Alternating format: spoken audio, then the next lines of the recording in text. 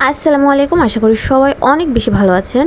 রুই মাছ দিয়ে বেগুনের এই ঝোলটা একবার যে খেয়েছে সে কিন্তু বারবার চেষ্টা করবে। আমার মনে হয় এটা যেহেতু একটা বাঙালি খাবার, মোটামুটি সবাই এটা ট্রাই করে ফেলেছে। তবে পুকুরের তরতাজা মাছ দিয়ে রান্না করার কিন্তু মজাই আলাদা। পুকুরের তরতাজা মাছ দিয়ে যেই কোনো তরকারি এত বেশি মজা হয়, আমার কাছে তো ভাই ভীষণই ভালো লাগে।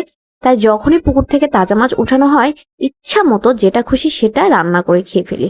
বিশেষ করে কলা, বেগুন, লাউ এসব জিনিস রান্না করতে আমার কাছে খুবই ভালো লাগে তাজা মাছ দিয়ে।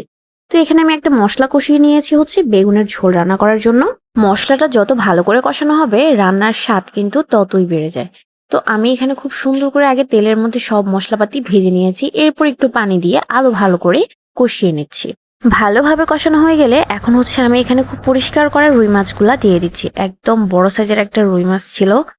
তো এখানে অনেকগুলা পিস হয়েছে, দেখতেই পাচ্ছেন। আমাদের পরিবারের জন্য একদম পারফেক্ট।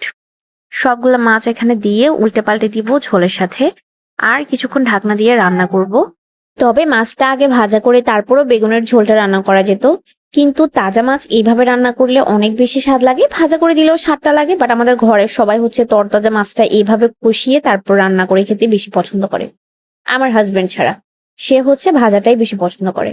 যাই হোক, এখানে আমার মাছটা খুব সুন্দর করে কষানো হয়ে গেছে। এখন আমি এক পাশ করে নিচ্ছি সবগুলো মাছ, কারণ অন্য পাশে হচ্ছে আমি বেগুনগুলা দিব।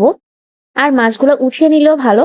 একটা বাটিতে যদি আমি উঠিয়ে রেখে দিই, বেগুনগুলো কষানো হলে তারপর মাছগুলো উপরে দিয়ে দিলে হয়।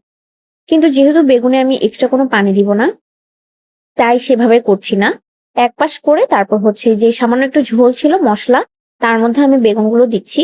আর আস্তে আস্তে করে নেড়ে দিচ্ছি, কারণ বেশি নাড়ানাড়ি করতে গেলে আবার মাছগুলো ভেঙে যাবে, তার জন্য।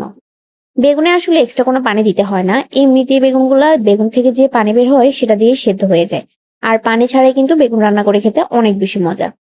তবে হ্যাঁ, আমি যেহেতু বেগুনের আর মাছের ঝোল রান্না করছি, তাই কষানোর পর পানি ব্যবহার করব ঝোলটা হওয়ার জন্য।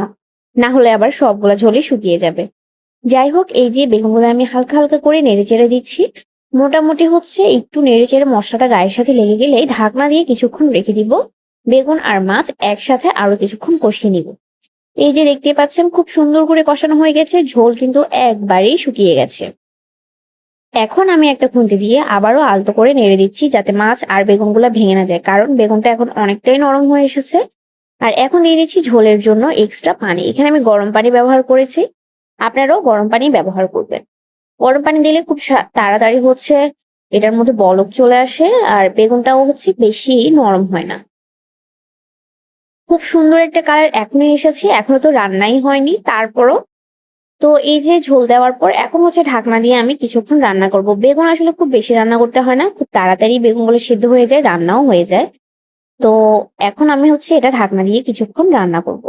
এই যে ঢাকনা দিয়ে দিলাম, প্রায় কয়েক মিনিট পর, 10 মিনিট পর বা 15 মিনিট পর এই যে খুব সুন্দর করে ঝোলটা রান্না হয়ে গেছে। আমার বেগুনগুলোও কিন্তু খুব সুন্দর করে সেদ্ধ হয়ে গেছে। লবণটা একটু চেক করে নিব। আর তারপর হচ্ছে বাসায় থাকলে টমেটো, ধনিয়া পাতা কিছু একটা দেওয়া যায়, বাট আমার বাসায় তখন কিছুই ছিল না, জাস্ট এমনিতেই রান্না করেছি। খুবই সুন্দর একটা কালার এসেছে, আর খেতে যে এত বেশি মজা হয়েছে। রান্না করার পর তো আমি আর অপেক্ষাই করতে পারছিলাম না যে কখন গরম গরম ভাত দিয়ে এই বেগুনগুলা খাবো। এই যে চলে যাচ্ছে দুপুরের খাবার খেতে। আমি হচ্ছে আমার পছন্দ মতো 2 পিস বেগুন নিয়ে নিয়েছি, সাথে একটা মাছ নিয়ে নিয়েছি। রুই মাছে কিন্তু অনেক কাটা, বাট খেতে বেশ মজা লাগে। এই যে আমার ভাত রেডি, এখন এগুলা দিয়ে খেয়ে নিব। ভিডিওটি ভালো লাগলে চ্যানেলটি সাবস্ক্রাইব করতে ভুলবেন না।